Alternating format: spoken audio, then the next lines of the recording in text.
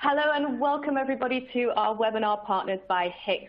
Today's session is the final stop in our Q1 series. Throughout the series, we've been looking at data as a driver of sustainable value, continuity and transparency. Over the last few weeks, our experts have been looking at best practices and have been looking at solutions and advice in how to better leverage data and digital tools in order to generate value and offer businesses the extra competitive edge it needs to thrive during these uncertain times. I'm absolutely delighted to be joined by a great panel. So I'll introduce myself first. My name is Caroline Dillon. I manage content for procurement leaders, and I am joined by Kostas Xyloyannis, who is CEO at HICX, and Jerry Grable, Director e-business at BAE Systems. I will let the two of them give you a little bit about their backgrounds just after the introduction here. But before we get to our speakers, I wanted to tell you a little bit about what we're going to be discussing today. So today we're going to be exploring how supplier data drives resilience, visibility and value. As you can see on your screen, we've got quite a meaty agenda. So I will make sure that I keep my introduction short, but to summarize, we are going to be looking at the importance of supplier data and the objective behind securing a technology solution to provide valuable supplier information management to the business. We'll be looking at challenges faced with supplier data in the enterprise environment and how to overcome them. We'll also be looking at benefits and outcomes of unlocking supplier data and its importance in successfully enhancing your supplier management experience and becoming that customer of choice. Before we get started, I would like to draw everybody's attention to the icons that you have at the bottom of your screen. As you will be able to see, you've got a help icon. So if you have any technical issues, please use that. Put in your questions. We'll do what we can to help you out. And if you have any questions for our panelists today, you can use the Q&A icon. You don't have to wait until the end of the session. We want this to be realistically as interactive as possible. So please feel free to put in your questions at any point of time. Okay? Right. Jerry, Kostas, are we ready? Absolutely. Perfect. Brilliant. Right, guys, look, thank you again so much for joining me today. It's an absolute pleasure of having you. And I thought, before we go into the meaty agenda that I've presented just now, I was wondering if maybe the two of you could give a little bit of background about yourselves and your role in your respective companies. So maybe, Jerry, we can start with you. Yeah, certainly. Well, good morning, good afternoon, good evening, based on wherever you all are. As mentioned, my name is Jerry Grable. I am the Director of e-business for BAE Systems, Inc. If you're not familiar with BAE Systems, we are a global aerospace and defense contractor with 5 home markets around the globe. And I am responsible for supply chain automation and e-tools for our U.S. market.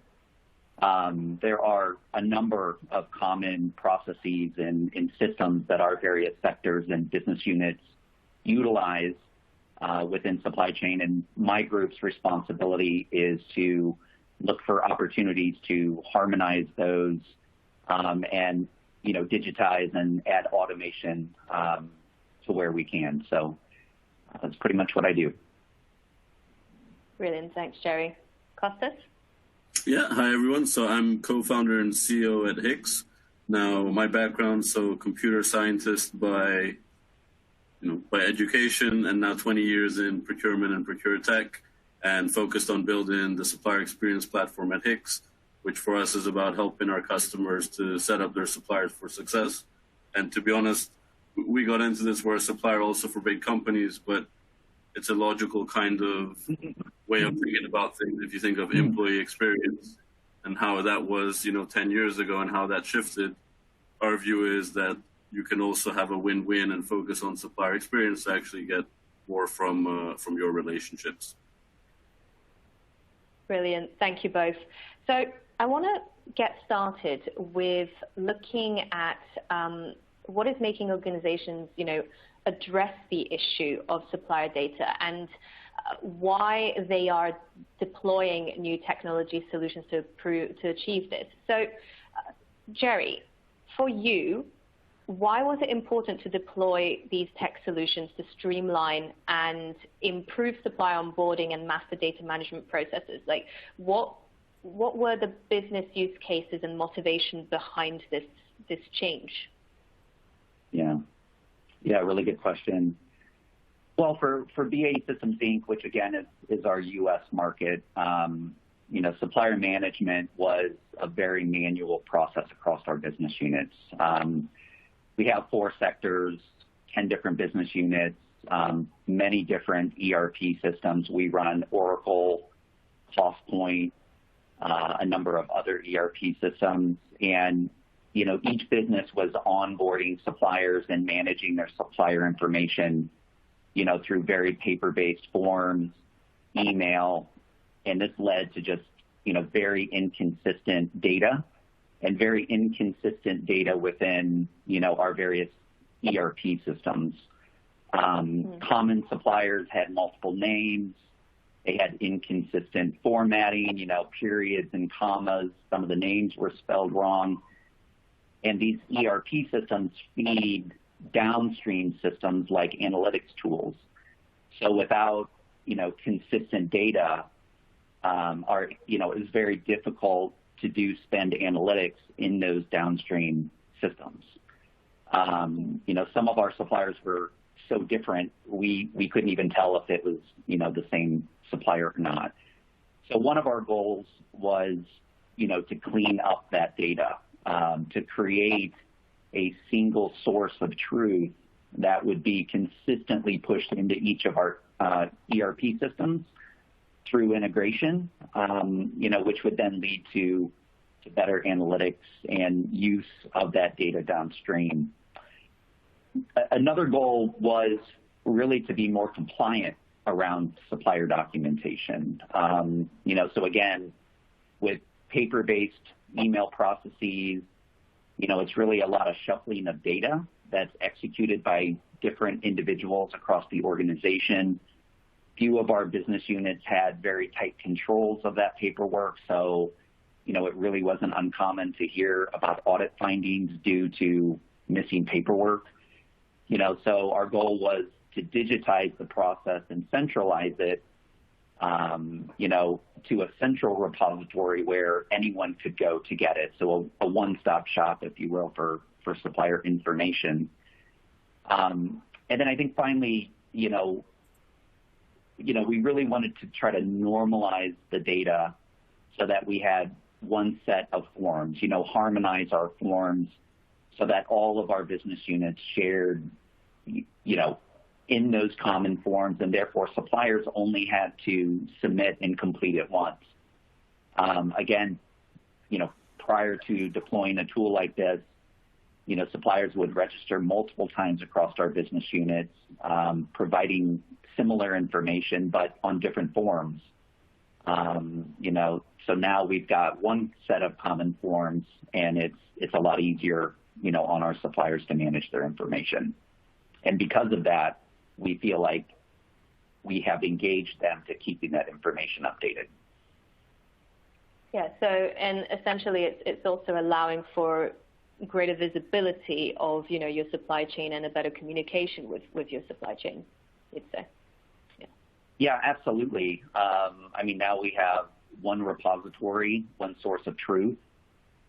We've got, within our organization, just within the U.S., we've got, probably over 2,500 internal stakeholders, that utilize this platform, not only to review certifications, but also to search for potential suppliers. So our engineering organization, when looking for providers in certain areas, certain commodities or capabilities or services, they go into this database and can search for suppliers based on the capabilities that they provide to us when they register. So, we have a whole host of functions using this database.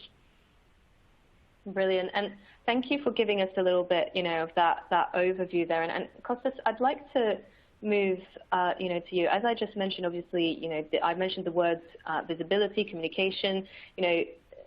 These two words and the word resilience, have very much come to the forefront, of everybody's vocabulary within procurement, especially in the last 2 years. But I'd like to, maybe be a little bit challenging here, but, resiliency, visibility, even though there's been more pressure to put these in place with COVID, this is nothing new. So, what essentially has been your experience and with this, in building resiliency, visibility, and how do you see this shaping up for the future? Yeah, so you are right. This isn't something new. I think COVID has been an accelerator and in a way has brought to light things which have been there, but no one's really understood necessarily the impact, right? So we took a lot of things for granted, and suddenly we're seeing how fragile and how exposed we are to our supply chain, right? And issues which didn't maybe exist before now suddenly come to light. Before, we didn't care necessarily about being customer of choice because supply wasn't constrained. Well, now when supply is constrained, the tactics and the strategies you use to drive resilience also have to change as well. Plus, there were other compliance issues of, customers didn't know where goods were coming from, right? Which comes back to the data. It's not at all something new. And to be honest, the data issue is not something new either, right? So if those who are familiar, Deloitte does the CPO survey, and since 2017, they've ranked data as the #1 issue in supplier management and digitalization within procurement. Yet this problem hasn't been solved. Now, I think COVID has been a good catalyst that companies are actually seeing we need to solve this problem because there's a lot more things coming in this way. And, maybe to give you a few examples on the impact, because actually we got into this data space with things like ESG actually decades ago. And to connect how data plays into this, 20 years ago, there was a CEO of a big pharma company, went and signed up to the UN Global Compact, comes back, tells the CPO, hey, great, I signed up to this, now go and ensure compliance for our 150,000 suppliers. Immediately the first challenge for this CPO was, are these suppliers? Okay, you can argue we had this, but then who do I contact these suppliers? Because actually, orders at supplier.com or accounts payable at this.com obviously isn't who you need to contact to figure out sustainability. And people don't realize that actually they focus a lot on transactions and data and procurement and maybe don't think they have an issue with their transacting data. But the data you need today is not just on transactions, right? And that's also what's changing is we're moving away from just the transaction. It is end-to-end. The relationship with the supplier starts much before our transaction, right? And probably will go on afterwards. This is what we are seeing is the shift in thinking of how they address visibility and resilience by also looking at being customer of choice and prioritized and having data, right? Because bad data means loopholes or controls.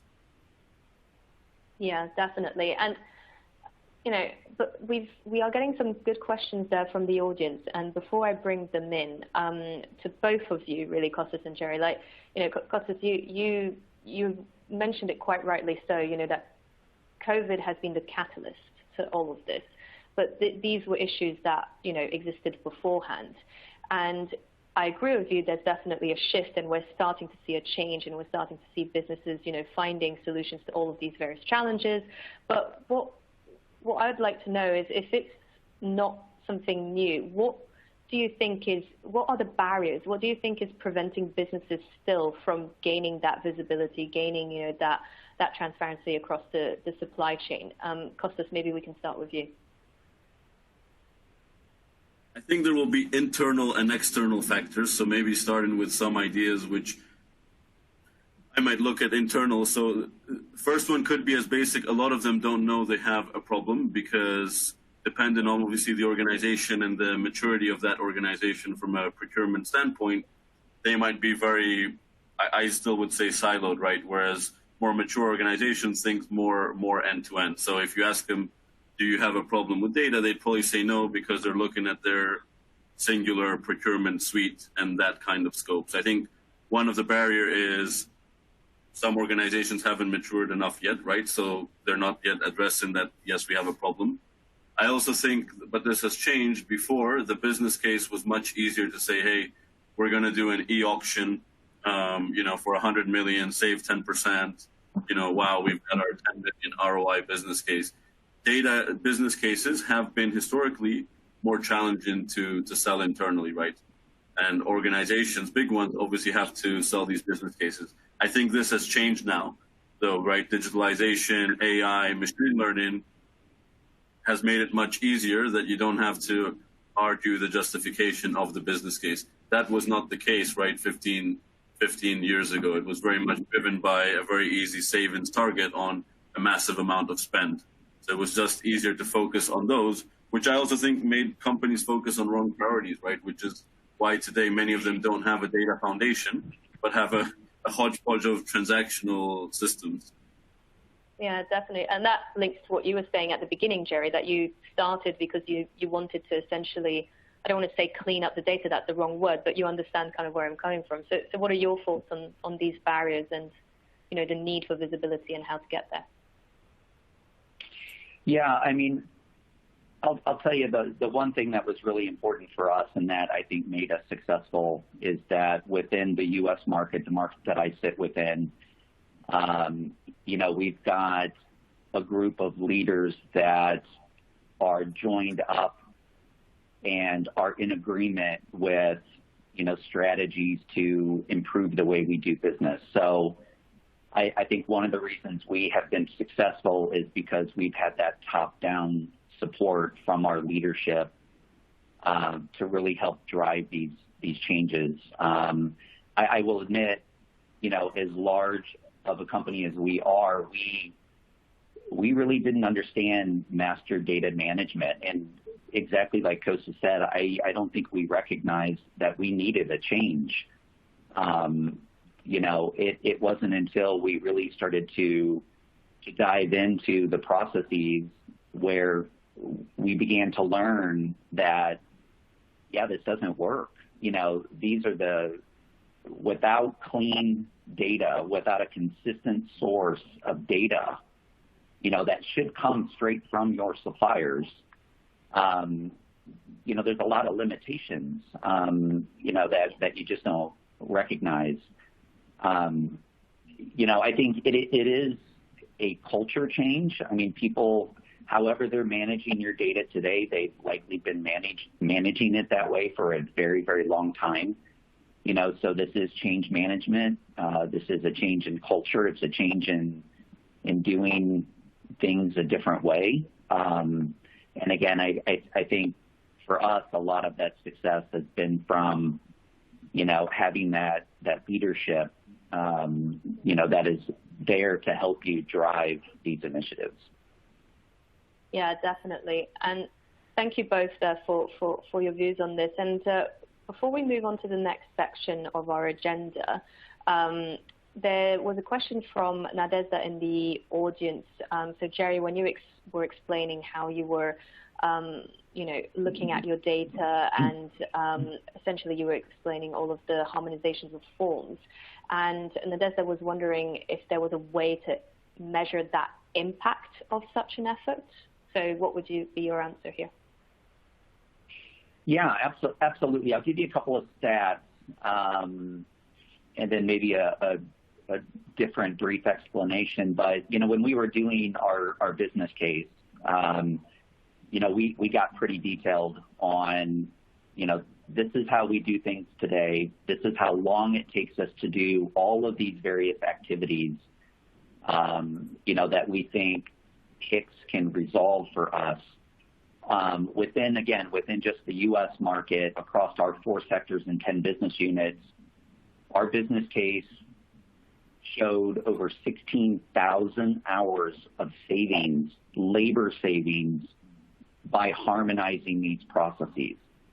So instead of 10 onboarding processes, we have 1, and instead of 10 sets of how many forms, we have one set of global forms, using the system to auto-collect documents when they expire, so forth and so on, right? That business case showed 16,000 hours of labor savings on our side only, by bringing those processes together.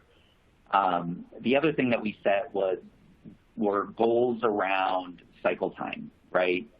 Now, mind you, cycle time varies by our business units. Some of our business units are more complex than others, so they have slightly, longer cycle times for supplier onboarding. So how long does it take a supplier to provide the information? We generally set a goal of 7 days. That's what procurement wanted to see. Within our complex business units, we're around 3 to 4 days, so we are meeting that by more than half.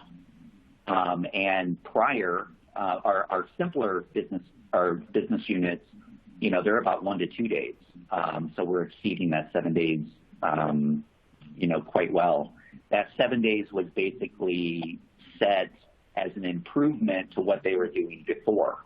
So their cycle times before, through email were beyond 7. So, anywhere from 1 to 3, 1 to 4 days is pretty significant improvement. The last thing I would say as far as harmonizing your forms, I think a huge benefit is reporting. So being in the defense industry, we do have the need to issue new questionnaires quite often. Since we all use one form, we can publish one questionnaire that all of our business units share in quite quickly. I mean, literally within 10, 15 minutes, a new questionnaire is out there. The fact that we're collecting responses from all of our suppliers in that one form means that we can report on it very consistently. So with all the responses coming in through one form, we can run reports that provide all of those responses in one go. You can imagine if you had 10 different forms collecting similar data, to try to consolidate all of those into one, Excel file or whatever to report to leadership on is very difficult. So, harmonizing your forms, I think, will help you quite a bit with reporting. Okay. Brilliant. And thank you so much for that. And I think I want to move to, the wider benefits of putting in place all of these processes and, new cases bringing value to the business. Jerry, and then Kostas, I'll get to you. But Jerry, when we put this session together, and we had the conversations that we were discussing about, new initiatives, what used to be impossible and now is. So for you, what are these newest initiatives that are now possible and that were not possible before, thanks to this? I think kind of starting off, one thing is communications to our suppliers, being able to communicate to our suppliers. That's really been a very big thing for us.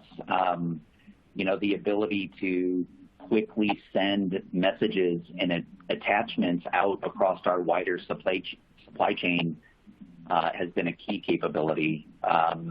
That's simply only possible because, we have centralized our supplier records. We have centralized our supplier contacts. Whereas, again, before, to coordinate a message out to our suppliers across our many people and ERP systems prior, would have been very, very difficult to do. Again, as a defense contractor, we are constantly dealing with new regulations that have a need to communicate to our suppliers. COVID is an example of that. Cybersecurity requirements. Those are typically fed to my group now, and we typically go in and we can send those communications out to, whichever suppliers that we need very, very quickly. An invoice portal is another capability that we've recently been able to deploy, which, again, I don't think would have been possible without having all of our suppliers in a central database. Our AP group for a while, has been dealing with a large number of phone calls each day from, suppliers asking for invoice and payment status. And again, now that we have this centralized system of supplier records, suppliers have access to that database to maintain their own information. We've been able to simply expand the use of that database to talk with our AP data warehouse so that suppliers can now self-serve on invoice and payment status. And so far, just to give you some results of that, we've been able to deflect over 65% of the calls that our AP shared service was receiving, which I think it was a 5-year business case that they met in 6 months. So they're loving it. Suppliers can get the answers they need on their own 24/7, 365. Again, I think the last thing really that has been a benefit, and this was really not really expected, was, an increase in collaboration with senior leadership on our requirements.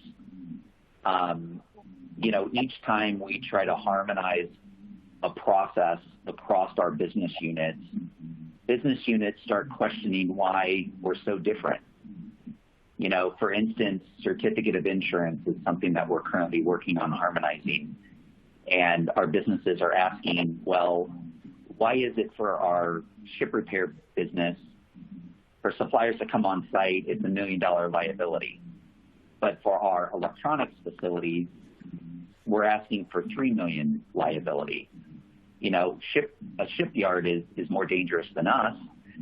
So these harmonization projects that we're going through, it's driving conversation higher up with senior leadership to start to harmonize policy, which of course is going to make it easier for our sites. It's going to make it easier for our suppliers. Insurance is a cost to our suppliers. So anything that we can do, to harmonize those requirements and even reduce them, saves our suppliers money. So I think those are probably some of the key things. Yeah, definitely. And Costa, I could see you nodding quite a bit there. And first, I'd like to hear your thoughts on what Jerry has just talked about, and then bouncing on what he was saying in terms of the improvements, even in things that would seem fairly basic, like in issuing an invoice, or checking the invoice statutes. These things maybe seem very basic, but actually can sometimes provide to be very difficult. So I was wondering if first you could give us your thoughts on what Jerry has just said, and then maybe expand into, what other activities you've seen in your experience, with your partners or yourself are actually quite hard, and why does supplier information really help fix these issues? Yes, I think the two answers maybe are interlinked, but knowing the BAE use case quite well, what they've achieved, by the way, is incredible, and I think it has unlocked a huge amount of value, and people underestimate this single communication channel. But I would argue that this is immensely valuable for a large organization.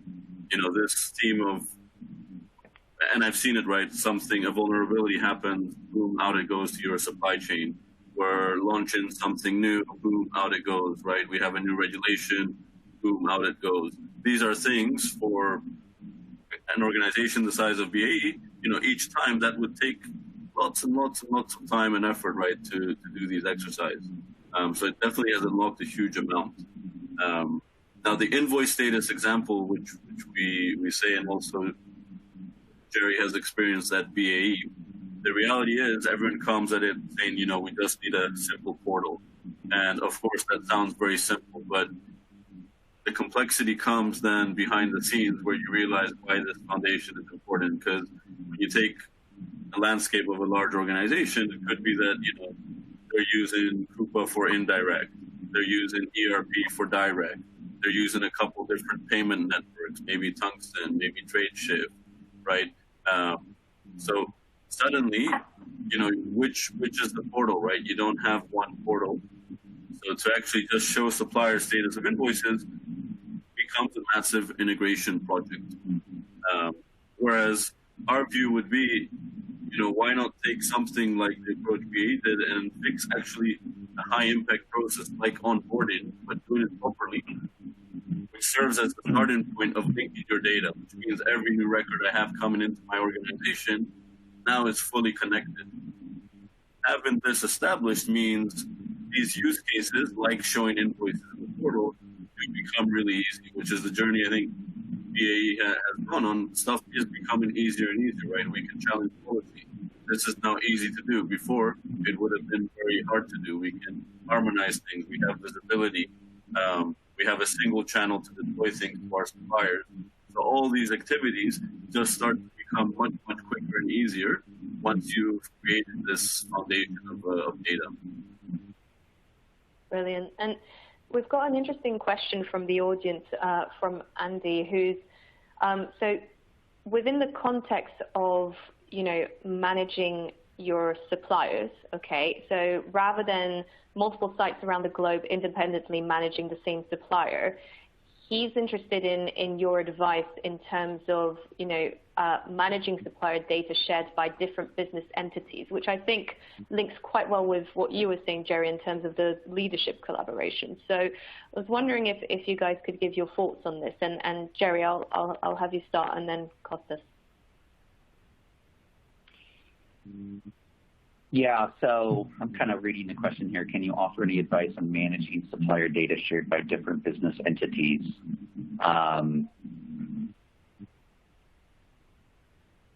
So, Jerry, if you want, I can go first while you think of it. Yeah, why don't you go ahead? I've got a few answers to that. I'm debating with myself where to start, but go ahead.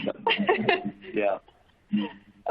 No, and I think Jerry would be familiar with this, but without going too deep into the data domain, when you do these projects, you're going to talk about governance of data. That is a big, big theme to be successful.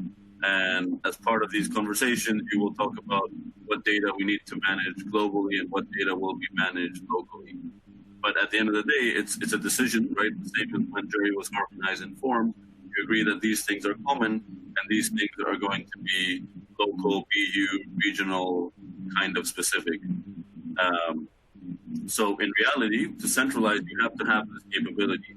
It's a matter of the platform being able to support the governance you need, but it's totally possible. It's a governance conversation about defining what are global and what is local data and then managing it appropriately. Yeah. Perfect. Jerry, what are your thoughts here? Yeah, thanks, Kostas. I mean, to kind of add to that, I mean, the way we kind of operate within, the U.S. around HICX is, we've got what's called a global data steward. So they are responsible for the global data with respect to supplier information. So this is data that's common to all of our business units, the name, the tax ID, the addresses, and so forth. And then within each of our business units, we have what's called a local data steward that is responsible for the sets of data that pertain to that relationship only. So those are local things like ERP ID, maybe payment terms, and various other local fields or data that, pertains to them. Again, we're 4 sectors, 10 business units, a multi-billion-dollar company. We have one global data steward that sits on top of those 10 business units. And then within each of our businesses, we have one local data steward. So it's, this isn't their full-time job. And for the global data steward, it's not their full-time job either. So it's not a lot of work, to sit in one of those roles to manage that information and to make sure that it's consistent. But that's what master data management is about, right? Is applying consistency, to this data. We also have a helpline, so suppliers that need assistance, they can reach into, our e-business helpline. And it's that same global data steward that has that role as well. So that's kind of how we manage it across our business units. We have working groups that talk about, forms and opportunities and, that kind of coordinate within our business units to make sure that we stay aligned. So that's really how we do that. Yeah, brilliant.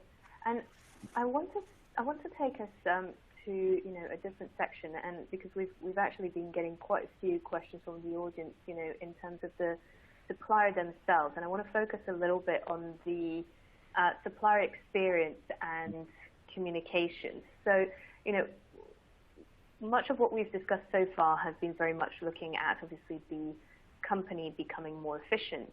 But as some of our audience has actually pointed out, it would be interesting to think at the issue from the supplier's perspective and how it's impacting them.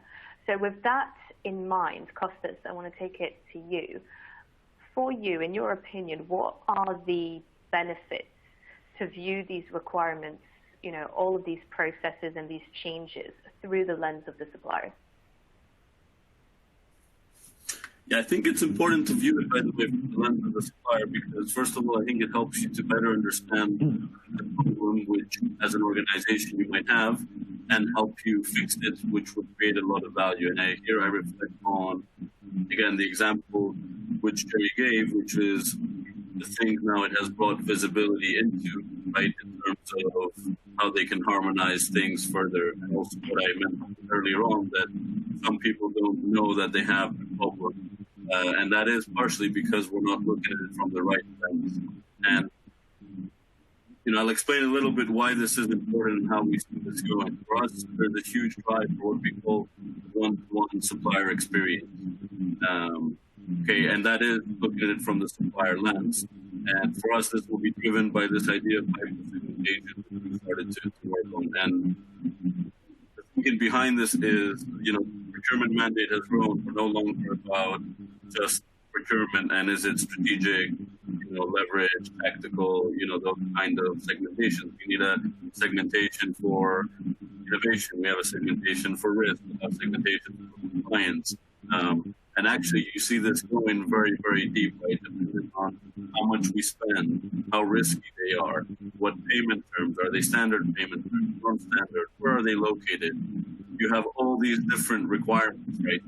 Some of them are to drive value, some of them are to meet compliance requirements, right? To manage risks. This is very, very inefficient for the supplier if you aren't going through the lens of one-to-one supplier experience and hyper-communication, right?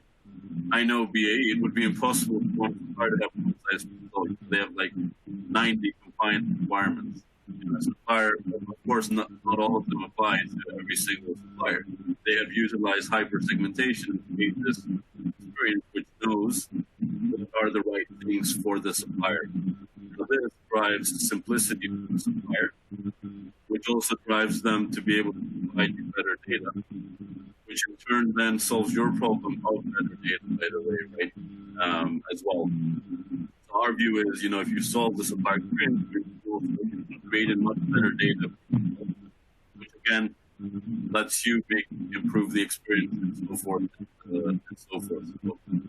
So, benefits to supplier is create a lot of efficiency. You normally don't need to sell this too much to suppliers. It's more a culture change because it's not like what they're providing will go away because they're right. They're going to email it to you in some other way or form. So what you find is that supplier adoption is more a cultural shift. And it's quite good adoption because it's different to the network. You find this more adoption when it's network.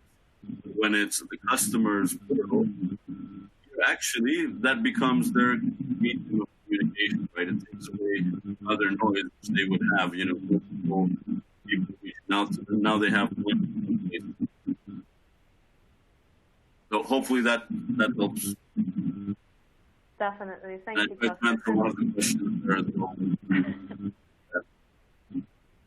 No problem. No, actually, that's really helpful, and it leads quite nicely to a question that we actually have in the audience from Christopher for you, Jerry, on wondering if you would have any advice on how to initiate and approach these conversations with suppliers to sell these benefits of adopting new systems and technologies and self-serving, because obviously, I assume in your experience, good supplier data has probably been able to actually offer a better experience for your suppliers. So I was wondering if you wanted to develop a little bit on that.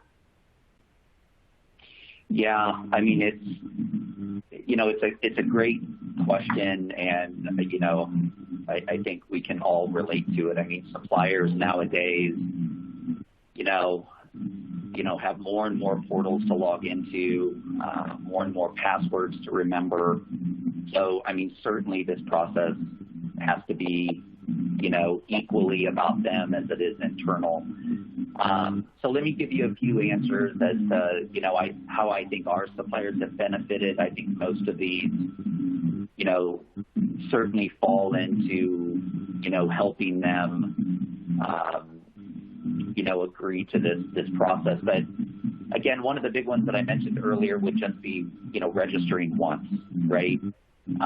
Having a harmonized process, having harmonized forms, having a single portal that our suppliers have access to submit their information once, I think that's a big benefit to them. For me, I know I'd prefer to fill forms out digitally versus, through email, to print a form, hand fill it in, scan it, email it back. It takes a lot of effort. With this system, suppliers get an email with a link. The link takes them straight to the task. They fill out the digital form. They submit it.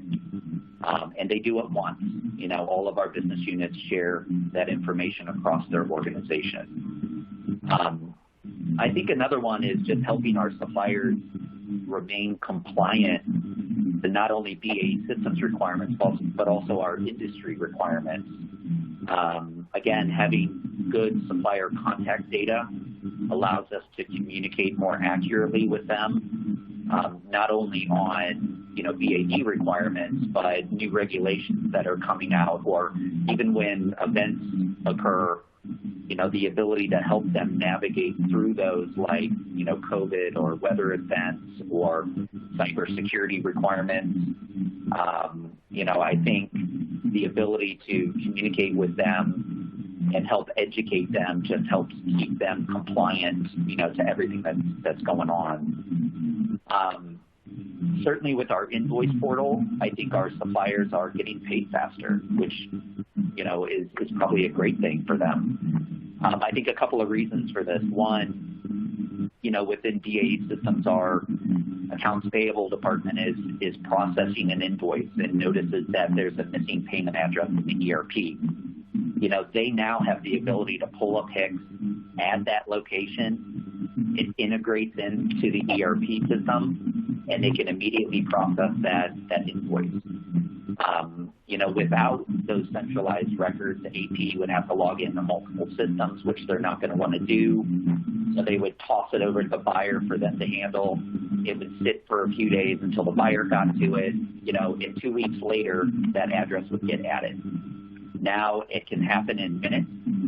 The invoice gets processed immediately, so that's at least, days or a couple of weeks off the cycle time to pay that invoice. So our suppliers are certainly getting paid faster. I think the second item of that one is they have direct access to their own invoice and payment statuses now through that HICX portal. So we have an integration layer within BAE that we use called Web Methods that integrate HICX into our ERP systems, but also into a number of other systems, right? So when suppliers register in HICX, that data automatically flows into the ERP and is created. Or if they update their information, like adding a new payment address, that flows into the ERP real time and gets added. Having that integration layer allows us to bolt on other systems to give our suppliers access to those systems with that single sign-on. So now they can get into our AP data warehouse to get access to their invoice and payment statuses. And again, I think them having that 24/7, 365 visibility helps them stay on top of issues. They can see if an invoice has been rejected, and they can take action, and they can, get it resolved and get it paid faster. So, again, I think that certainly wasn't possible with our previous system. Overall, I'll tell you that we've got over 400,000 initiatives or questionnaires that have been issued to our suppliers year to date, and over 92% of them are completed. And that tells me that suppliers are engaged. They're liking this. They're keeping their information up to date. And I think they're certainly appreciating the reduced amount of effort that they have.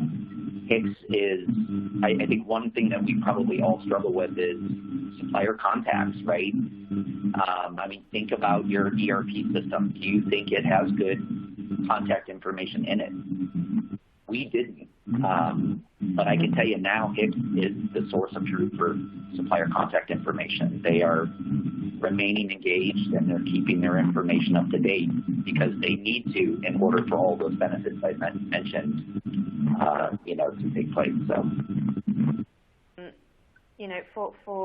I'm also conscious that we are approaching the end of our session anyway. So, if anybody has any questions directly for Kostas, then, we will make sure that we pass these on to you. But I think, what I want to first and foremost thank the two of you, for joining us. And, I think you've given us a great overview, and I hope to our audience that has answered your questions. But to maybe kind of help wrap the session up, so to speak, I was wondering, maybe on to you, Jerry, and you, Kostas.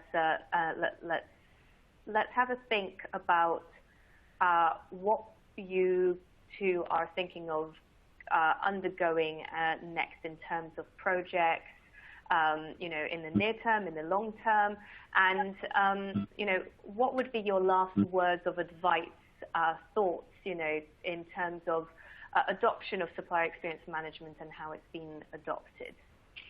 Yeah, certainly. I think we've got a number of, internal processes that, we continue to work through, with HICX, just, trying to digitize them, trying to automate them. Our goal all along has been to get all supplier information into HICX so that, it is a one-stop shop for not only BAE users, but also our suppliers. Currently, we're working to get PIAs or NDAs, non-disclosure agreements, into HICX, and use the HICX ability to automatically track those when they are due to expire. That's another good example of where that's gone all the way up to our Inc. legal group to try to, produce consistent NDA forms. Also working on certificates of insurance, a number of safety regulations, just again trying to harmonize those processes. We're also continuing to integrate HICX into our internal system. So as an example, we're rolling out a new supply chain risk management tool and looking to integrate HICX to that tool so that tool is fed with consistent information, from HICX. So all of these new systems that we roll out, anytime they have supplier information, we try to bolt them onto that integration layer that we have, so that, again, we have that one source of truth that feeds all of those systems. And then finally, I think, a big thing for us this year is to map out all of our supplier access points where suppliers are going today to get information, and trying to use HICX as an experience portal, to bring all of those access points into HICX so that suppliers can use their single sign-on to get into HICX, and then from there punch out to where they need to go. Again, one front door for suppliers when dealing with BAE. So, I mean, I think those are the big things that we have going on at the moment, and really, I think it's just get started. Start documenting how you do things today and what the benefits could be, and just take action. Brilliant. So you've heard it, everybody. It's about getting started. Start today. Take action. And leverage all of that data. Okay, so thank you so much, everybody, for joining us today. Thank you to Kostas. Thank you to Jerry. The two of you were amazing. Thank you for all of your insights. I'm afraid this is, as you may have guessed, all of the time we have for today, but any questions that we haven't been able to get to, we will be passing on to our speakers. And the recording will be available on demand as well if any of your colleagues have missed out today and want to watch, or if you want to rewatch. Again, I really want to thank our partners at HICX, for helping put this session together. Kostas, Duncan, all of the team, thank you so much to you guys. Jerry, thank you for your amazing story. And I would like to do a little cheeky promotion of the Americas Procurement Congress, because HICX will be joining us at the Congress. So if you want to hear more from HICX or, amazing speakers, other partners, hear about similar topics, then please join us 17th, 18th of March in Miami. You can find the details in our additional resources. And with that, I wish everybody an amazing rest of your day, and thank you so much for joining us today.